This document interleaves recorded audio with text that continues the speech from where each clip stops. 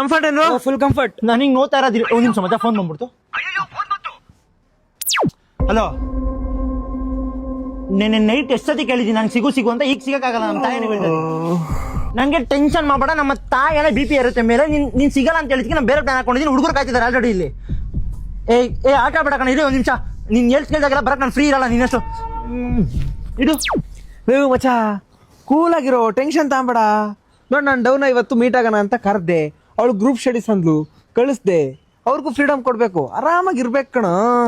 ಮಚ್ಚಿ ನೋಡು, ನೆನ್ನೆ ಹೊಸ ಫಿಲಮ್ ರಿಲೀಸ್ ಆಗಿತ್ತು, ಬಾರೆ ಫಿಲಮ್ ಹೋಗೋಣ ಅಂತ ಕರೆದೆ. ಥಿಯೇಟರ್ ಹತ್ರ ಟಿಕೆಟ್ ತಗೊಂಡು 1 hour ಕಾಯ್ದನಪ್ಪ, ಬರ್ಲೇ ಇಲ್ಲ ಅವಳು. ತಿಕ್ಕಾರ್ಕೊಂಡು ನಾನು ವಾಪಸ್ ಬಂದ್ಬಿಟ್ಟೆ. ಇವಾಗ ಫೋನ್ ಮೇಲೆ ಫೋನ್ ಮಾಡ್ತಾಳು. ಫೋನ್ ಐತಲ್ಲ, ಕೂಲ್ ಆಗಿರೋ ನಾನು. ನೀನು ಹಂಗೆ ಇರು.